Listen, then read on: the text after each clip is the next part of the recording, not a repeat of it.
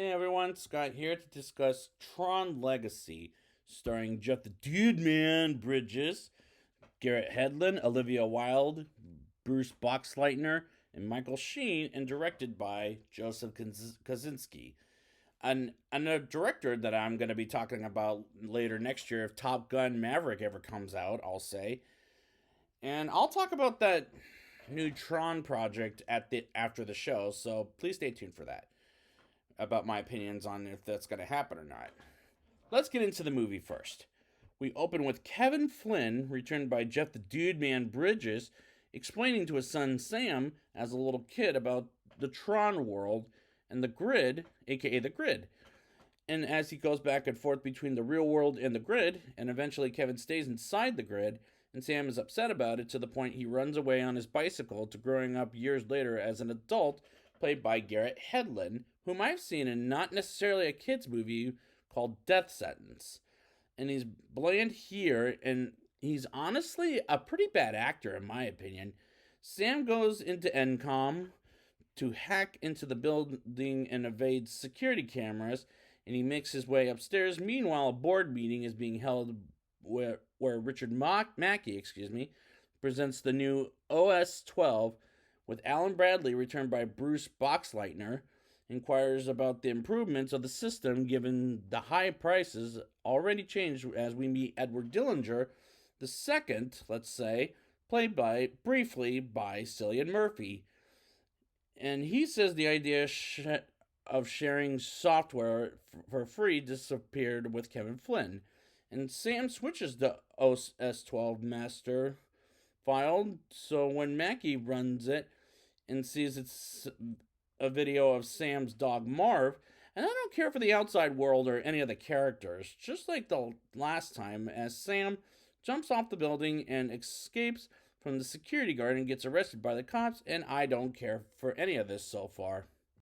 Sam goes to his apartment and Alan tells him about a message that was paged by Kevin, and Sam is being careless about it, and he goes reluctantly back to the Flynn's arcade with the keys handed by Alan, and we hear 80s music inside the place, not police, blasting, and Sam discovers the game Tron, and behind the game is a doorway to where Kevin worked on the grid, and he enters the grid and is freaked out about it and gets on the recognizer by some red suited programs, and the grid looks stunning, especially in 3D. And if you ever saw this on IMAX, I bet you it looked neat on the IMAX format. There were times the movie's widescreen was from 235 into one frame to like 177 into one frame, and it looked amazing. And Sam gets in the games and meets the Gem, let's call him, as she tells him to survive the games as they begin with the identity disc throwing, and if the disc breaks where your feet are at, you get derezzed, like I said last time. And Sam wins that game as Sam wins again and derezzes another program and tries to escape the games.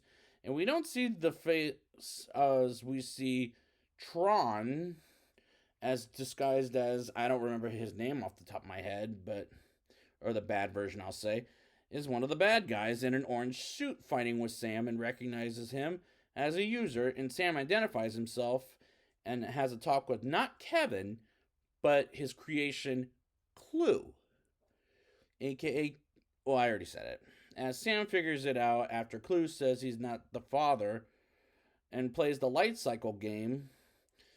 And Sam and Quora, played by Olivia Wilde, gets Sam out of the games to Kevin. And I did like the light cycling scene. It was very cool seeing the 2010s. Hey, it looked a lot better than it did in 1982. And the dialogue is again corny when Sam says to Quora, "You're not going to make it." And she says, "Made it." Which did crack me up. And Olivia Wilde is attractive. And I have seen some of her films, especially the movie she directed, Booksmart, another movie not made for kids, but she's good here like she is as a director. But I like Olivia Wilde's acting, but I just don't care for the character.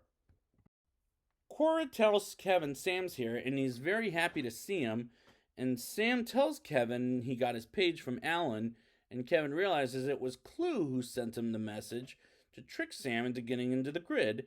Sam asks a question about why Kevin never came home, and he explains it by saying how he, Tron, and Clue had created the world we saw earlier in the film. And Clue betrays Kevin and turns Tron into a yellow suit, yeah, something like that, because of Clue seeing the perfection and can't make the portal close itself, as it can't stay open forever. And everyone wants Kevin's identity disc because it's a powerful disc, and this plot is very tedious, but the world of the grid is magnificent to look at, as it is impressive looking, but I'm not sure if that's enough for me to see if I like the movie or not. So far, I'm having a mediocre time at best of the world of the grid. Sam gets out of Kevin's house and back to the city and finds Zeus, played not the god not like the god of what's his name, Perseus from Clash of the Titans, but played by Michael Sheen. And Sam bumps into Jem as she takes him to Zeus, and we get to the Daft Punk cameo, who is the musical composers of this movie. Meanwhile, Clue visits Kevin's place and he doesn't see him. Sam, or even Cora for that matter, but he does see how he was created by Kevin, which was painfully acted. Meanwhile, Sam asks Zeus to take him to the portal, and Tron with the orange guys show up, and Sam fights with them alongside Cora, and I hate the choreography in that scene. Absolutely hate it. It felt very poor. Kevin comes into the fight, and they take Cora, who's unconscious, and Kevin's identity disc was taken by Tron, and they are stuck in an elevator and go up on a ship with a parachute, and they go to the portal and fix up Cora, and I do like the quiet moment, and it doesn't feel as corny as most of the dialogue in this movie does. Clue kills Zeus, and Cora wakes up and she tells the story of how Kevin finds Cora during a purge that was brought up earlier in the film, which didn't feel believable. They managed to get an enemy ship as Clue manages to build an army, and Cora fights Tron to distract him while Kevin and Sam try to get to the portal. As Cora is captured, and Clue puts her upstairs and sends soldiers to find Kevin and Sam.